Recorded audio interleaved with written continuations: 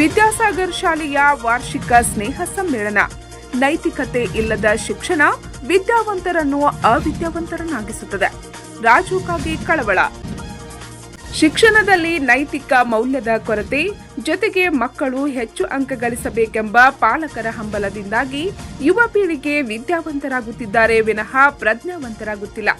ಇಂದು ಸುಶಿಕ್ಷಿತರೇ ತಮ್ಮ ತಂದೆ ತಾಯಿಗಳನ್ನು ವೃದ್ಧಾಶ್ರಮಗಳಿಗೆ ಕಳಿಸುತ್ತಿದ್ದಾರೆ. ಆದ್ದರಿಂದ ಶಿಕ್ಷಣ ಸಂಸ್ಥೆಗಳು ಶಿಕ್ಷಣದ ಜೊತೆಗೆ ಮಾನವೀಯ ಮೌಲ್ಯಗಳನ್ನು ಕಲಿಸುವುದು ಸದ್ಯದ ಅಗತ್ಯವಾಗಿದೆ ಎಂದು ಶಾಸಕ ರಾಜು ಕಾಗೆ ಹೇಳಿದ್ದಾರೆ. ಶಿಕ್ಷಣ ಇವತ್ತು ನಮ್ಮಲ್ಲಿ ಭಾರತ ದೇಶದಲ್ಲಿ ಈ ಪ್ರೈವೇಟ್ ಎಜುಕೇಷನ್ದವರು ಒಮ್ಮೆ ಮಲ್ಗೊಂಡ ಪಾಟೀಲ್ ಕೃಷ್ಣವ್ರು ಶಿಕ್ಷಣ ತೆಗೆದಾರಲ್ಲ, ನನಗೆ ಗೆಳೆಯರವ್ರನ್ನ ಗಾಸ್ಕಂಡು ಆ ಶಾಲೆ ಮೇಲೆ ನನ್ನ ಭಾಳ ಭಕ್ತಿ. ಯಾಕಂದ್ರೆ ನಾವು ಅವಾಗ ಈಗ ಒಂದು 30 ವರ್ಷ ಆಯ್ತು ಅದು. ಅವ್ರದ್ದು ಈಗ ನಾಳೆ 11 ತಾರೀಕು ಕಾರ್ಯಕ್ರಮ ಇದೆ. ಒಂದು ಸ್ವಾಮಿಗಳ ಕಡೆ ಹೋಗಿದ್ದರು, ಭಟ್ಟಾರ ಸ್ವಾಮಿಗಳ ಕಡೆ ಹೋಗಿದ್ರು. ಅವರು ನೀವೆಲ್ಲ ಲಪುಟ್ಟಿದ್ರೆ ಬೇದರವಾಗ ಸ್ವಾಮಿಗಳು ಅವರಿಗೆ ಶಿಕ್ಷಣ ಕೊಡುವಂಥದ್ದು ವ್ಯವಸ್ಥೆ ಸರ್ಕಾರದ. ನೀವು ಹೇಗೆ ಮಾಡ್ಲಾದ್ರೆ ಅದನ್ನು ಕಾರ್ಬಾರ? ಬೆಂಗಳೂರು ಸೈಡ್ ಏನಾಗಿದೆ, ಕಮರ್ಷಿಯಲ್ ಆಗಿಬಿಟ್ಟದ. ಅವರು ಇಂಥ ಸ್ಕೂಲ್ ತೆಗೆದು ಅವ್ರು ವ್ಯಾಪಾರೀಕರಣ ಮಾಡ್ಲಾದಾರ. ನೀವೇನು ಮಾಡ್ಲಾದ್ರಿ? ಇಲ್ಲಿ ವ್ಯಾಪಾರೀಕರಣ ಏನೈತಿ? ಇಲ್ಲಿ ಪಗಾರ ಕೊಡ್ಲಾಕ ದುಡ್ಡಿಲ್ಲ. ಮತ್ತೆ ಈಗ ನಿಮ್ಮಿಂದ ಮೇಡಮ್ ಎಲ್ಲ ನಿಮಗೆ ಪಗಾರ ಕೊಡ್ಲಾಕ. ಮತ್ತು ನಮ್ಮಲ್ಲಿ ದಿನ ಸಂಜೆ ಒಂದು ಕ್ವಾರ್ಟರ್ ಕುಡಿತಾರೆ, 200 ರೂಪಾಯಿ ಕ್ವಾರ್ಟರ್. ಸರ್ ತಿಂಗಳಿಗೆ ಒಂದು 200 ರೂಪಾಯಿ ನಮ್ಗೆ ಮಕ್ಕಳಿಗೆ ಫೀ ಕೊಡಂಗಿಲ್ಲ ನಮ್ಮ ಜನ. ಯಾಕಂದ್ರೆ ನಾವು ಮಲ್ಗೊಂಡು ಅಂತ ಹೇಳ್ತಿರ್ತಾರೆ. ನನಗೇ ಇರ್ಬೋದು. ನಾ 5 ಸಲ MLA ಆಗಿ 40 ವರ್ಷ ರಾಜಕಾರಣ ಮಾಡಿದ್ರೆ ಒಂದು ಸ್ಕೂಲ್ ಬಿಲ್ಡಿಂಗ್ನೂ ತೆಗಿಲಿಲ್ಲ, ಮತ್ತು ಒಂದು ಪಟ್ಟಿ ಅಂಗಡಿನೂ ತೆಗಿಲಿಲ್ಲ, ಒಂದು ಪೆಟ್ರೋಲ್ ಪಂಪು ತೆಗಿಲಿಲ್ಲ, ಒಂದು ಬಾರು ತೆಗಿಲಿಲ್ಲ. ಈಗೆಲ್ಲ MLAಗಳು ಒಂದು ಬಾರ್ಗಳ ದಾರು ಅಂಗಡಿ ಅಂದರೆ ಬಾರ್ ಅಂದರೆ ಗೊತ್ತಿದ್ದಾನಿಲ್ಲ ಯಾರು ಗೊತ್ತು ಇವೆಲ್ಲ. ಯಾಕಂದ್ರೆ ಇವು ಶಿಕ್ಷಣ ಸಂಸ್ಥೆ ತೆಗೆದ ಶುಗರ್ BP ವಾಡಿಸ್ಬೋದು ದವಾಖಾನೆಗೆ. ಆಗೈತಿಲ್ರಿ ನೀವು ಮ್ಯಾನೇಜ್ಮೆಂಟ್ ಅದವ್ರಿಗೆ. ಯಾಕಂದ್ರೆ ತೆಗೆದಿದ್ದೀವಿ ಅಂತ ಮ್ಯಾನೇಜ್ಮೆಂಟ್ ಅದವ್ರಿಗೆ. ಯಾಕಂದ್ರೆ ಎಡೆಡ್ ಇಲ್ಲ.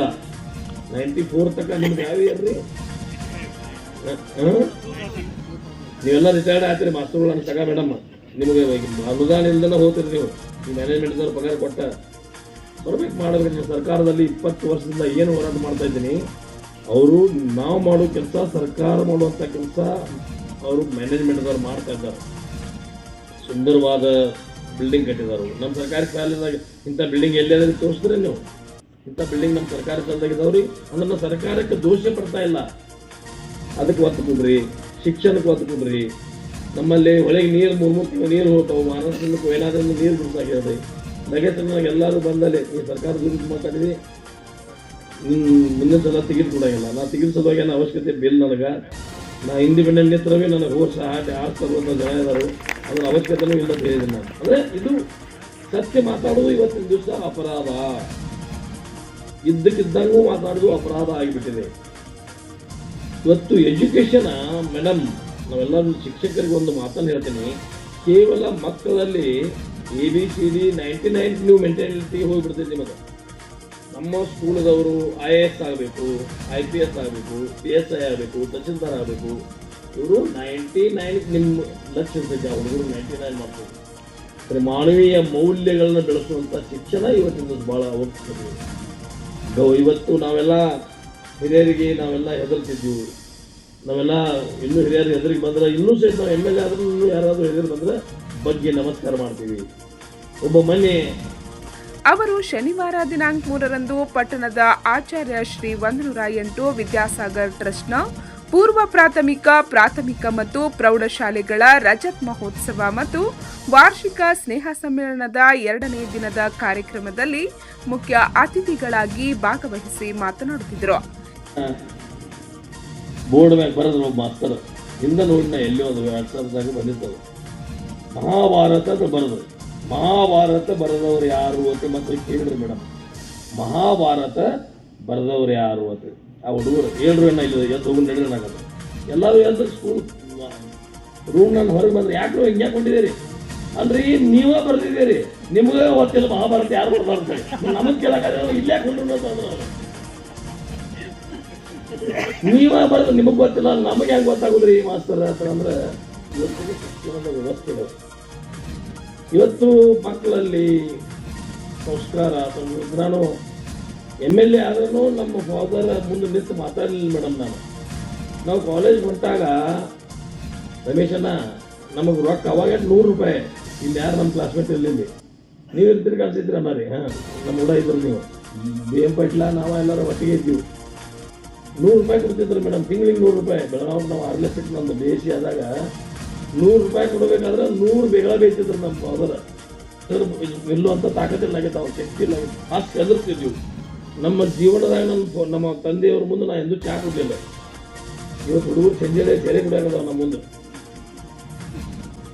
ಅಂದ್ರೆ ಎಲ್ಲಿ ಹೋಯ್ತು ಸಮಾಜ, ಯಾವ ಕಡೆ ಹೋಯ್ತಾ ಇದ್ದೇವೆ, ಯಾವ ಕಡೆ ಹೊಂಟಿದೆ ಅನ್ನುವಂಥದ್ದು. ಒಂದು ತಾಯಿ ಮಕ್ಕಳಿಗೆ ಕೇಳ್ತೇನೆ ನಾನು, ಒಂದು ತಾಯಿ ಪ್ರತಿನಿತ್ಯ ಆ ಮಗನಲ್ಲಿ ನೀರು ಹಿಂಗೆ ಬಳಸಬೇಕು. ಲೈಟ್ ನೀ ಎಲ್ಲಿ ಕೂತಿದೆ ಅಲ್ಲಷ್ಟೇ ಲೈಟ್ ಹಚ್ಚು, ಉಳಿದ ರೂಮ್ನಲ್ಲೆಲ್ಲ ಲೈಟ್ಗಳು ಆರಿಸು, ಬೀದಿ ಲೈಟ್ ಮುಂಜಾನೆ ಹಚ್ಚಿರ್ತಾರೆ ಹಂಗೆ ಬಂದ್ ಮಾಡು. ಶಿಸ್ತು ಅನ್ನೋದು ಏನೈತೆ ಅನ್ನೋದು ಕಲಿಸ್ಕೊಡ್ತಿದ್ದಲ್ಲ ಅದು. ಅವ್ನ ಮಗಳ ಮೆಂಟಾಲಿಟಿ ಡೈಲಿ ನಮ್ಮ ತಾಯಿ ಈ ಥರ ನನಗೆ ಟಾರ್ಚರ್, ಅದೊಂಥರ ಟಾರ್ಚರ್ ಅಂತ ತಿಳ್ಕೊಳಕತ್ತಾವ. ಶಿಸ್ತು ಅನ್ನೋದು ಟಾರ್ಚರ್ ಮಾಡೋಣ ನನ್ನ ತಾಯಿ. ನಾ ದೊಡ್ಡವನಾದವಳ ನೌಕರಿ ಇಟ್ಕೊಂಡು ನನ್ನ ತಾಯಿನ ಎಲ್ಲರೇ ವೃದ್ಧಾಶ್ರಮ ಸೇರಿಸೋದು ನಾವು ಮೆಂಟಾಲಿಟಿ ಬರ್ತಾವ.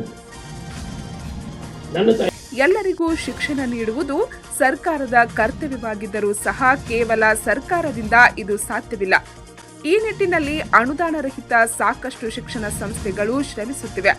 ಅಂತಹ ಸಂಸ್ಥೆಗಳ ಪುನಶ್ಚೇತನದ ಅವಶ್ಯಕತೆ ಇದೆ. ಸರ್ಕಾರ ಈ ಕುರಿತು ಗಂಭೀರವಾಗಿ ಯೋಚಿಸಬೇಕಾಗಿದೆ ಎಂದರು. ಅಂದ್ರೆ ಇಂಥ ಶಿಕ್ಷಣ ಇವತ್ತಿನ ದಿವಸ ನಾವು ಮಕ್ಕಳಿಗೆ ಕೊಡೋದು ಬಹಳ ಅವಶ್ಯಕತೆ ಇದೆ. ಮಕ್ಕಳು ನಾವೆಲ್ಲರೂ ಯಾರೋ ಇವೆಲ್ಲ IAS IPS ಇದ್ದವರು ಎಲ್ಲರೂ ಬೇರೆ ಕಡೆ ಲಂಡನ್ ಅಮೇರಿಕಾದಾಗ ನಮ್ಮ ಮಕ್ಕಳು ಇರ್ತಾವು. ನಮ್ಮ ತಾಯಿ ತಂದೆ ಇಲ್ಲಿ ವೃದ್ಧಾಶ್ರಮದಲ್ಲಿ ಇರ್ತಾರೆ. ಖರೇನೋ ಸುಳ್ಳು ಇದನ್ನೆಲ್ಲ ವ್ಯವಸ್ಥೆಗಳು. ಇವತ್ತನ್ನೆಲ್ಲ ಪ್ರೀತಿ ಮಾಡ್ತಿರ್ತಾರೆ. ಯಾರು ಅನ್ಎಜುಕೇಟೆಡ್ ಇದ್ದಾರು ಅವರು ಜೀವನದಲ್ಲಿ ಬಾಳ್ತಾ ಇದ್ದಾರೆ. ಇವತ್ತು ಯಾರು ನಾವು ಹೆಚ್ಚು ಶಿಕ್ಷಣ ಪಡೆದಿದ್ದೀವಿ, ಎಷ್ಟು ಬುದ್ಧಿವಂತರಾಗಿದ್ದೀವಿ. ನಾನು MLA ಆಗಿದ್ದೀನಿ.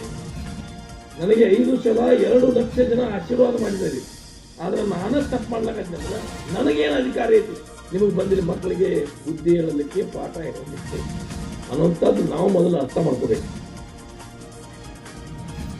ದಿವ್ಯ ಸಾನ್ನಿಧ್ಯ ವಹಿಸಿದ್ದ ಝಂಜರವಾಡದ ಬಸವರಾಜೇಂದ್ರ ಶರಣರು ಮಾತನಾಡಿ, ದೇಶ ಕಂಡ ಅಪರೂಪದ ಸಂತರು ಕರ್ನಾಟಕದವರೇ ಆದ ವಿದ್ಯಾಸಾಗರ್ ಮುನಿಗಳ ಹೆಸರಿನಲ್ಲಿ ಸನ್ 2000ರಲ್ಲಿ ಕೇವಲ 44 ವಿದ್ಯಾರ್ಥಿಗಳಿಂದ ಪ್ರಾರಂಭಗೊಂಡ ಈ ವಿದ್ಯಾಸಂಸ್ಥೆ ಇಂದು 412 ವಿದ್ಯಾರ್ಥಿಗಳಿಗೆ ಸಂಸ್ಕಾರಯುತ ಉತ್ತಮ ಶಿಕ್ಷಣ ನೀಡುತ್ತಿರುವುದು ಹೆಮ್ಮೆಯ ಸಂಗತಿಯಾಗಿದೆ.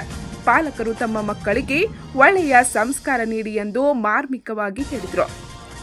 1968 ಕಾಣಿಸ್ತದೆ.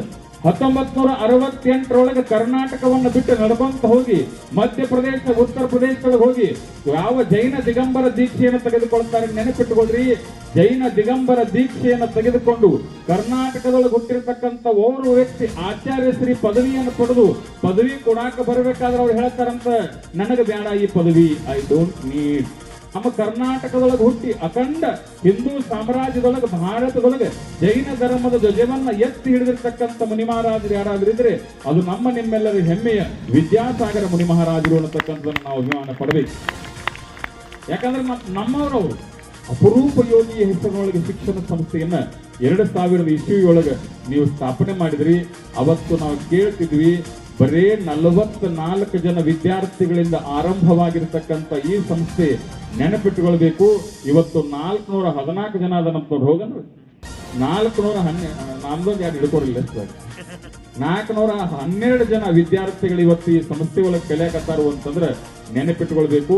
ವಿದ್ಯಾಸಾಗರ ಮುನಿ ಮಹಾರಾಜರ ಅವರ ಆ ಪವಿತ್ರವಾಗಿರುವ ಪಿಂಚಿಯನ್ನು ಹಿಡಿದು ಕೈ ಒಳಗೆ ಕಮಂಡಲವನ್ನು ಹಿಡ್ಕೊಂಡು ಪರಿಪೂರ್ಣವಾಗಿ ಆಶೀರ್ವಾದ ಯಾವ ಸಂಸ್ಥೆಗೆ ಮಾಡ್ಯಾರು ಅಂತಂದ್ರೆ ನಮ್ಮ ಕಾಗವಾಡದ ಈ ವಿದ್ಯಾಸಂಸ್ಥೆಗೆ ಮಾಡಿದ್ದಾರೆ ಅನ್ನತಕ್ಕಂಥ ಮಾತನ್ನು ಈ ವೇದಿಕೆ ಮೂಲಕ ಹೇಳ್ತಾ, ಇನ್ನೋರ್ವ ಅತಿಥಿ ಧರ್ಮಸ್ಥಳ ಯೋಜನೆಯ ಜಿಲ್ಲಾ ನಿರ್ದೇಶಕಿ ನಾಗರತ್ನ ಹೆಗಡೆ ಮಾತನಾಡಿ, ಶಿಕ್ಷಣಕ್ಕೆ ಹೆಚ್ಚಿನ ಆದ್ಯತೆ ನೀಡುತ್ತಿರುವ ವೀರೇಂದ್ರ ಹೆಗಡೆಯವರು ಶಿಕ್ಷಕರ ಕೊರತೆ ಇರುವ ನಮ್ಮ ವ್ಯಾಪ್ತಿಯ ಸರ್ಕಾರಿ ಶಾಲೆಗಳಿಗೆ ಸುಮಾರು 1,000 ಬೋಧಕ ಸಿಬ್ಬಂದಿಗಳನ್ನು ಒದಗಿಸಿದ್ದಾರೆ ಮತ್ತು ಧರ್ಮಸ್ಥಳ ಯೋಜನೆಯಿಂದ ಬಡ ಮಕ್ಕಳಿಗೆ ಉನ್ನತ ಶಿಕ್ಷಣದ ಶಿಷ್ಯವೇತನ ಕೂಡ ನೀಡಲಾಗುತ್ತದೆ. ವಿದ್ಯಾಸಾಗರ್ ಶಾಲೆಗೂ ಸಹ ಸಾಕಷ್ಟು ಸಹಕಾರ ಪೂಜ್ಯರು ನೀಡಿದ್ದಾರೆ, ಮುಂದೆಯೂ ನೀಡಲಿದ್ದಾರೆ ಎಂದರು. ಈ ಶಾಲೆ ಕೂಡ ಪೂಜ್ಯರು ಶಿಕ್ಷಣಕ್ಕೆ ಹೆಚ್ಚಿನ ಆದ್ಯತೆಯನ್ನು ಕೊಡುವ ದೃಷ್ಟಿಯಿಂದ ನಮ್ಮಿಂದಾದ ಅಳಿಲು ಸೇವೆಯನ್ನು ಈ ಶಾಲೆಗೆ ನಾವು ಕೊಟ್ಟಿದ್ದೇವೆ ಅಂತ ಹೇಳಲಿಕ್ಕೆ ನನಗೆ ತುಂಬ ಖುಷಿ ಆಗ್ತದೆ. ಮುಂದೆಯೂ ಸಹ ಈ ಒಂದು ಶಾಲೆಯ ಕೆಲವೊಂದು ಶಿಕ್ಷಣದ ಬೇಡಿಕೆಯನ್ನು ನಮ್ಮ ಕೈಯಲ್ಲಿ ಆದಷ್ಟು ಮಟ್ಟಿಗೆ ಕ್ಷೇತ್ರಕ್ಕೆ ಕಳಿಸಿಕೊಟ್ಟು ಅದರ ಸಹಾಯವನ್ನು ತರಿಸಿಕೊಡುವ ಕೆಲಸವನ್ನು ನಾವು ಮಾಡ್ತೇವೆ ಅಂತ ಈ ಸಂದರ್ಭದಲ್ಲಿ ನಾನು ಹೇಳಲಿಕ್ಕೆ ಇಷ್ಟಪಡ್ತೇನೆ. ಈ ವರ್ಷ ಪೂಜ್ಯ ಧರ್ಮಾಧಿಕಾರಿಗಳು ಶಿಕ್ಷಣದ ವಿಷಯದಲ್ಲಿ 15 ಸರ್ಕಾರಿ ಪ್ರಾಥಮಿಕ ಶಾಲೆಗಳಿಗೆ ಶಿಕ್ಷಕರ ಒದಗಣೆಯನ್ನು ಮಾಡಿದ್ದಾರೆ. ನಮ್ಮ ಅಥಣಿ, ಕಾಗವಾಡ, ಮೂಡಲಗಿ, ರಾಯಬಾಗ್ ತಾಲೂಕಲ್ಲಿ ಎಲ್ಲಿ ಶಿಕ್ಷಕರು ಕಡಿಮೆ ಇದ್ದಾರೆ, ಮಕ್ಕಳು ಜಾಸ್ತಿ ಇದ್ದಾರೆ ಅಂತ ಸರ್ಕಾರಿ ಶಾಲೆಗಳಿಗೆ ನಾವೇ ಗೌರವಧನವನ್ನು ಕೊಟ್ಟು ಶಿಕ್ಷಕರ ನೇಮಕಾತಿ ಅಂದರೆ ಅದೇ ಶಾಲೆಯವರು ಯಾರನ್ನಾರು ನೇಮಕಾತಿ ಮಾಡ್ಕೋಬಹುದು, ಅದಕ್ಕೆ ಗೌರವಧನವನ್ನು ಧರ್ಮಸ್ಥಳದಿಂದ ಕಳಿಸ್ಕೊಡ್ತಾ ಇದ್ದಾರೆ. ಶಿಕ್ಷಕರನ್ನ ಆಯ್ಕೆ ಮಾಡಿಕೊಂಡಿದ್ದಾರೆ.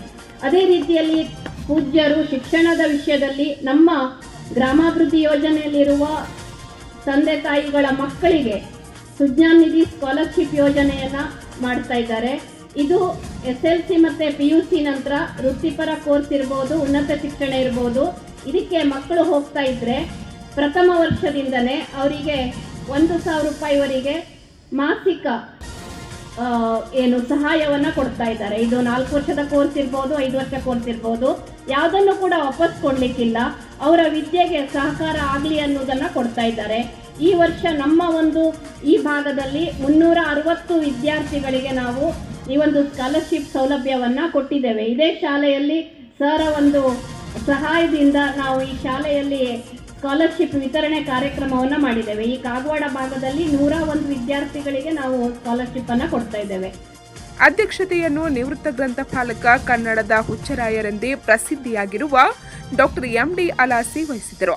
ಈ ವೇಳೆ ಕಾಗವಾಡ ಕಾಂಗ್ರೆಸ್ ಬ್ಲಾಕ್ ಅಧ್ಯಕ್ಷ ವಿಜಯ್ ಕುಮಾರ್ ಅಕಿವಾಟಿ, ಮುಖಂಡರಾದ ಜ್ಯೋತಿಕುಮಾರ್ ಪಾಟೀಲ್, ರಮೇಶ್ ಚೌಗ್ಲೆ, ಸೌರವ್ ಪಾಟೀಲ್, ಸಂಸ್ಥೆಯ ಉಪಾಧ್ಯಕ್ಷ ರಾಜು ಗೋಬಾಜಿ, ಕಾರ್ಯದರ್ಶಿ ಪದ್ಮಾಕರ್ ಕರವ್, ಖಜಾಂಚಿ AS ಮಗ್ದುಮ್, ಸದಸ್ಯರಾದ VS ಕರೋಲೆ, VD ಮಾನ್ಗಾವೆ, SD ಗೋಬಾಜಿ, KR ಕುನ್ನೆ, DV Shetty, AS ಪಿರುಜೈನ್, GS Magdum, SS ಕದ್ದು, PD Chougle, SS Kathare, AA Patil ಸೇರಿದಂತೆ ಶಾಲೆಯ ಬೋಧಕ ಬೋಧಕೇತರ ಸಿಬ್ಬಂದಿ ವರ್ಗದವರು, ವಿದ್ಯಾರ್ಥಿಗಳು ಮತ್ತು ಪಾಲಕರು ಉಪಸ್ಥಿತರಿದ್ದರು.